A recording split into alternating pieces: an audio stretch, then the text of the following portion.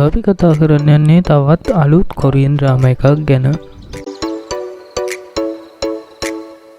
Drama එකේ නම තමයි යුමි සෙල්ස් සීසන් 3. මේ ඩ්‍රාමා එක නිල වශයෙන් නිකුත් වෙනවා කියලා සඳහන් කරලා තියෙන්නේ 2026 මුල් භාගයේදී.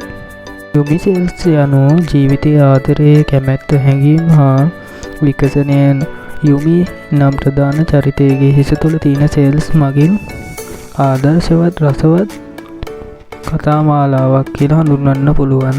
මෙම කතාවේදී යුමිගේ ජීවිතයේ ඉදිරි පියවරවලට යොමු වෙනවා.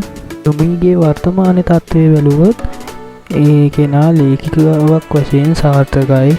ආදර කතා කතුවරියක් වෙලා තියෙනවා.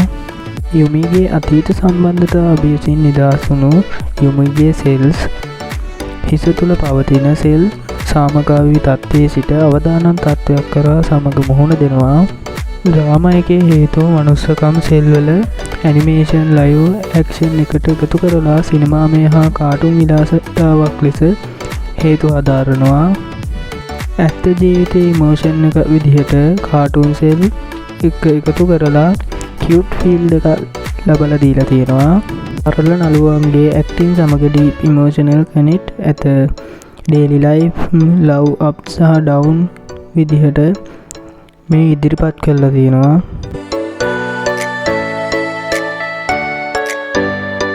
මෙම කතාමාලාවේ සීසන් 1 සීසන් 2 නිකුත් වුණා. මේ තියෙන්නේ සීසන් 3 එක. මේක රිලීස් වෙන්නේ 2026 මුල් භාගයේ කියලා තමයි සඳහන් කරලා තියෙන්නේ. යුමිගේ මනස තුළ සෙල්ස් හරහා අපේ හැඟීම් මොනවාද කියලා රොමැන්ටික් හාට් මූමන්ට්ස් එකට මික්ස් කරලා කියලා ස්ටෝරි එකක් විදිහට මේ කතාව හඳුන්වන්න පුළුවන්.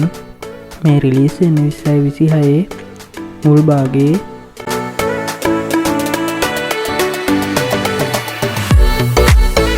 එහෙනම් ඉතින් තවත් අලුත් කොරියන් ඩ්‍රාමා එක විස්තරයකින් නැවත හමු වෙමු.